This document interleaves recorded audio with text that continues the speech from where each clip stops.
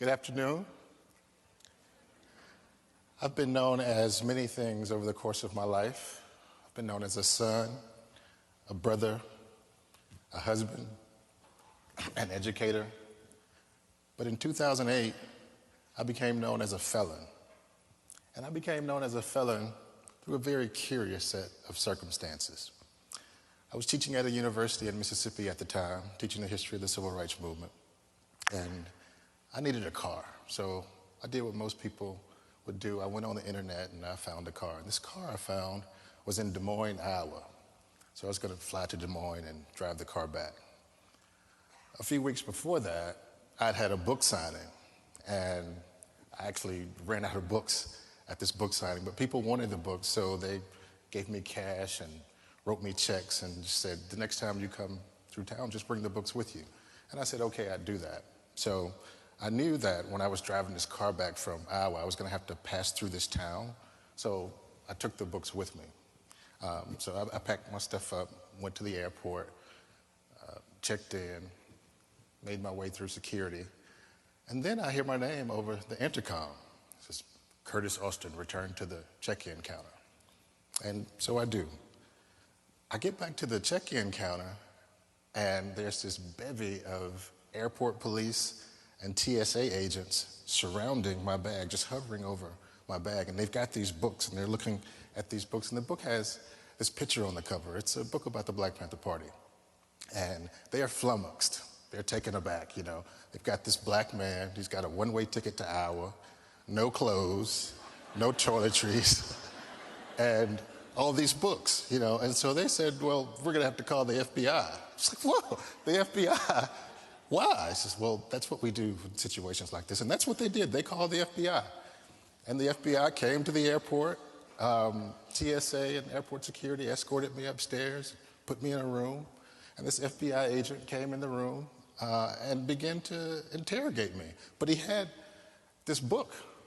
He was going through this book, and then he'd ask me questions. He'd look in the book and ask me more questions. And this interrogation went on for hours. And I finally worked up the nerve to say, you know, am I under arrest? And he said, no, we're just asking questions here. And I said, well, does that mean I can leave? He said, yeah, you can leave. And so that's what I did. I left. I found another flight. I went to Des Moines. I bought the car, drove it back, dropped the books off, and went back to work. And I didn't think much more about it. I mean, I thought it was bizarre, but I grew up black in Mississippi, and so you get used to the bizarre. And I don't think about it anymore until one day I'm talking with my boss. And she says, Curtis, we have a problem. And I said, okay, what kind of problem do we have? She said, well, it's come to my attention that you're a felon, and we can't allow felons to teach at the university. A felon? Wait a minute. Like, this is the classic WTF moment for me, right? I don't know what's going on. And she doesn't either, but she says, I think you should call the FBI. And that's what I do. I call the FBI, I tell them who I am, and, you know, why I'm calling, and they look me up on their system, and the woman I'm talking to says, yeah, it says you're a felon. I said, well, what did I do? She said, I don't know. I said, when did I do it? She said, I don't know.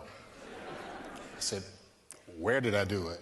She said, I don't know. In fact, I don't have any more information. Maybe if you call the U.S. Attorney's Office, they can give you more information. So she gave me the number to the U.S. Attorney's Office. I called them. They looked me up in their system, and the person I spoke with said, yes, it says here you're a felon.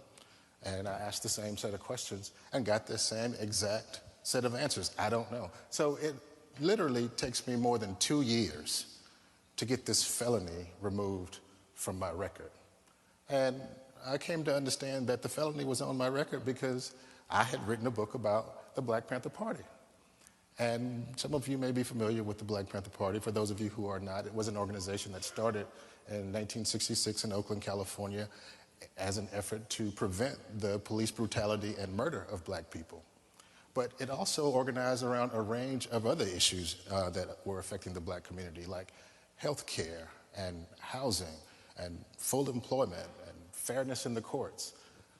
They wanted blacks to be tried by juries of their peers because to that point they were being tried by all whites. Well, while they were organizing around these issues, the press was vilifying them and demonizing them and telling lies about them. In fact, one of the lies is that, you know, it was just a group of black men who weren't to go out and kill white people. That's what they were about. Nothing could be further from the truth. The fact of the matter is the Black Panther Party, the majority of the people in the Black Panther Party were not men, they were women. And a few years after the party started, the majority of the leadership of the Black Panther Party were women. And so it just wasn't true that there's this group of black men going around killing white people. Another lie that's been told about this organization is that it was racist and anti-white and they just didn't like white people at all. Well, also not true, and I'll prove that to you. The Panthers would find out what the problems were in their communities and attempt to solve them. For example, they realized that children weren't learning in school, and they weren't learning because they were hungry. So they decided to feed the children. They were going to feed them before school, so they created these free breakfast programs. And the way they created these programs was to go to the grocery stores in their communities, ask the grocery store owners if they would donate milk and bread and eggs and meat and cereal, other things people eat for breakfast. And these store owners said yes, and they donated these items. And all over the country, in every city where there was a chapter of the Black Panther Party, and there was about 40, there was a free breakfast program. So it's not likely that these white business owners would donate to the Black Panther Party if they were actually racist. Another thing they did in the community to serve the people was they created free health clinics. And again, they went around and found out there were a range of health problems that needed to be attended to. Black people were rather poor, so they couldn't afford to go to doctors, couldn't afford to go to hospitals. So the Panthers went to hospitals and medical schools and asked the doctors and medical students whether they would come to the black community and deal with some of these medical issues. And overwhelmingly, they said yes. So again, all over the country in cities wherever the Black Panther Party set up chapters, there were these free health clinics. Although they were being run by the Black Panther Party, they were peopled by white people. So I don't know how they could be racist and anti-white if their signature programs were actually being supported by fairly wealthy and often middle-class white people. One of the people who was very, very good at pulling individuals, white and others, into the Black Panther Party orbit was a guy by the name of Fred Hampton. Fred Hampton was the leader of the Chicago chapter of the Black Panther Party. And he was a very eloquent speaker, and he was very persuasive. Fred Hampton could persuade people that there was actual injustice. And more importantly than that, he could persuade people that they should do something to combat that injustice. So in addition to going to these hospitals and grocery stores and getting the things they needed for their programs, Fred Hampton also worked with other groups and organizations who were Latino, Asian, Native American, even large groups of poor whites who had moved up from the South or into Chicago from Appalachia. They would work with these organizations and set up the same kinds of programs in their communities. And they were very successful at this. But the government didn't like what they were doing. So in addition to vilifying and discrediting them in the press, it began to arrest its members and in very extreme cases, to kill its members. And that's exactly what happened to Fred Hampton. On December 4th, 1969, the Chicago Police Department, the Illinois State's Attorney's Office, burst into Fred Hampton's apartment at 4:30 in the morning while he and everybody else in there were asleep and just began spraying the place with bullets. Wounded several people. There was a person guarding the door named Mark Clark. They shot him straight through the heart and he died immediately. They make their way through the house to Fred Hampton's bedroom, find him there. He's asleep because he's been drugged, but he's asleep next to his girlfriend who's 8.5 months pregnant. And they grab Fred Hampton by his hair and shoot him in the back of the head at point blank range twice, killing him instantly. That's the end of Fred Hampton. So we have to ask ourselves, what is it about this organization that prompts such an irrational, over-the-top, and extreme response? That 40 years after the organization has died, a lowly professor like myself can be stopped in an airport, detained for hours, questioned, then labeled a felon for simply writing a book about the organization?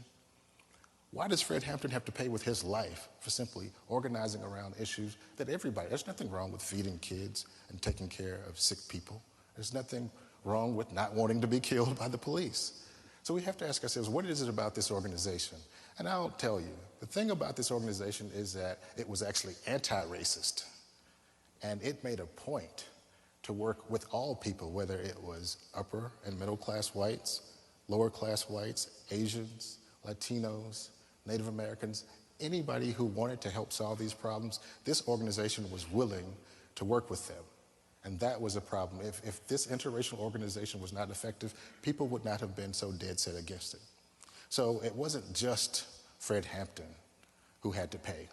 It wasn't just me who had to pay with being labeled a felon. You probably saw this a few weeks ago. Beyonce performed at the Super Bowl at the halftime show. And she and the women who were dancing with her dressed up in these black leather outfits, these black berets, and they were dressed that way to pay homage to the Black Panther Party. 2016 marks the 50th anniversary of the founding of the Black Panther Party, and they were trying to honor this community service organization. But what they got in return was a ton of hate mail. People all over the country are saying they are racist and anti-white. They're cop haters. Police officers have said that they don't want to give her the security she needs at her concerts. Mayors have said they don't want her in her town. Beyonce is racist. Beyonce. I mean, racy maybe, but not racist.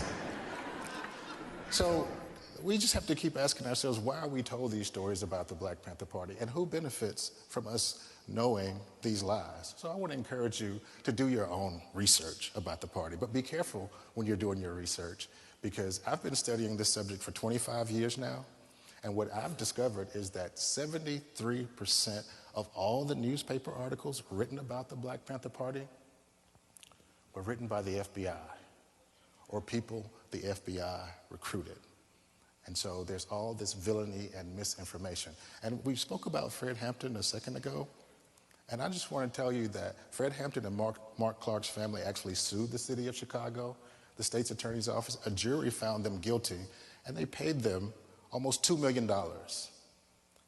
But that doesn't bring Fred back, and that doesn't stop the villainy. We have to find out the truth about this organization for ourselves, and I encourage you to do that. I also encourage you to question your own biases about what you know about American history. And finally, I want to encourage you to reach out across racial lines and ethnic lines and do your part in solving the problems that face our country today, because Black people can't solve these problems on their own. White people can't solve them on their own. Latino people can't solve them on their own. Unless all of us come together as a people and solve these problems, they'll never be solved. So I say to you, power to the people.